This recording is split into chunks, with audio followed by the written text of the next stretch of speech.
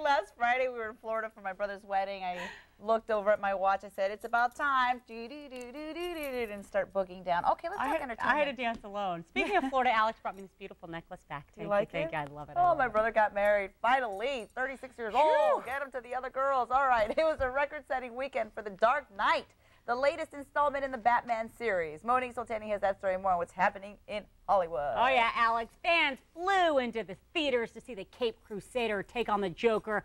But there's no joking when it comes to these record-breaking numbers.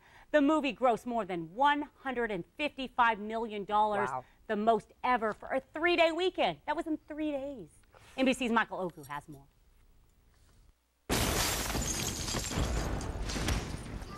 Holy box office.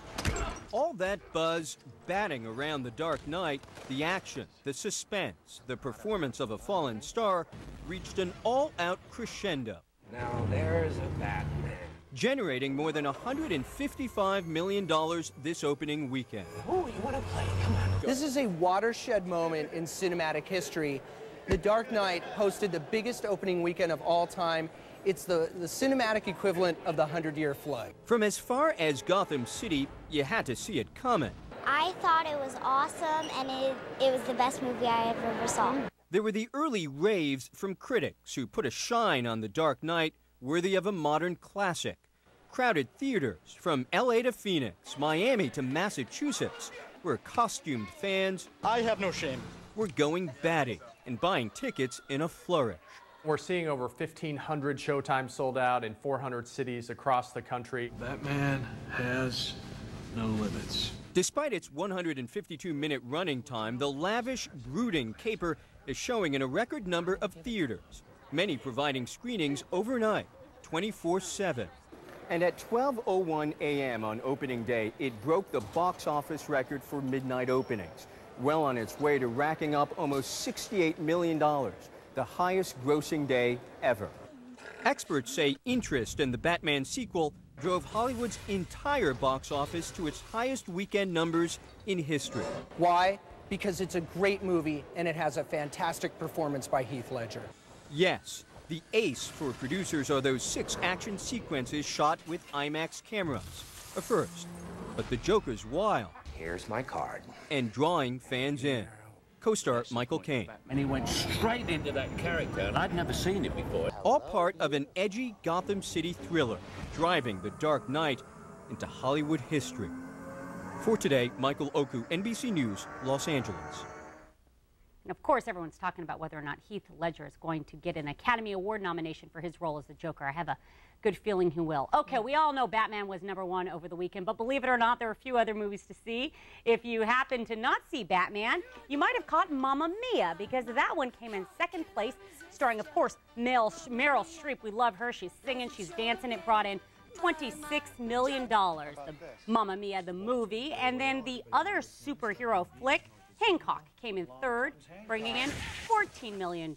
And rounding out the top 5 are Journey to the Center of the Earth and Hellboy 2, The Golden Army.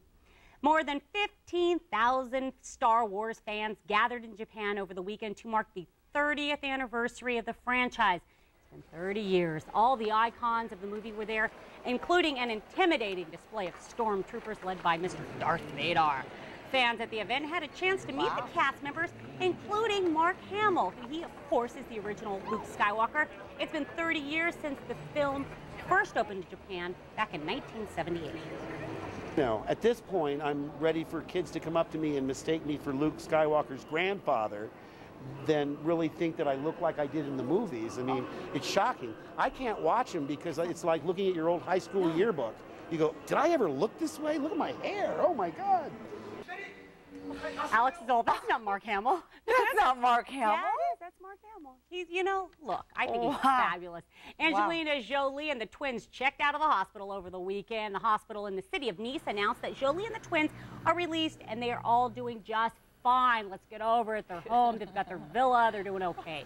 It wasn't immediately clear whether the twins' father, Brad Pitt, was with them when they left the hospital. Jolie checked into the hospital on July 2nd and delivered the babies by cesarean section 10 days later. The twins were born last Saturday, both weighing exactly 5 pounds each. A Golden Globe and Emmy award-winning actor comes to the Central Valley. Gary Sinise spoke to audiences at Fresno's John Wright Theater. He's probably best known for his role as Lieutenant Dan in Forrest Gump. Yeah. He's also regularly seen on CSI New York. Sinise spoke to the group about how he got started in acting. Drama teacher came marching down the hall, and I was standing with the sort of grungy-looking dudes in my band, and she walked by and turned around and said, "We're doing West Side Story. You look perfect for the gang members. Please come and audition." Do you think him and Tom Hanks are BFF? I hope so. I think they are. Another bad break for former Tonight Show sidekick Ed McMahon. He's suing a California hospital for failing to diagnose his broken neck. The lawsuit filed Friday claims Cedars-Sinai Medical Center discharged McMahon without diagnosing his broken neck because doctors didn't take the proper x-rays. They didn't take any x-rays. The suit also says 2 follow-up spinal procedures failed to fix the problem. McMahon says he was been unable to work since he was injured in 2007, of course, leading to all those financial problems. If you happen to be headed to New York City this summer for a vacation, we have a special treat for you. Reporter Kat Greenleaf rides along on a bus tour of the city's best pizzerias. And if you're interested in going to New York and taking Scott's tour, you can get more information by logging onto the web at scottspizzatours.com for more info. That sounds yummy. I'm hungry now. It's time for lunch. Hey, you know who knows a little something about being a tour guide in New York? It's you. You have to tell them the story. Well, yeah, I did used to be a tour guide. I was a Sex and the City tour guide in New York and a Celebrity Homes tour guide. Alex, you ratted me out on cam. That was a hard job, but it was fun. We went to all the Sex and the City spots and played clips from the film, from the show, not from the movie, but from the you TV knew series. a lot of you obviously knew a lot about it because you were actually in an episode of Sex and the City.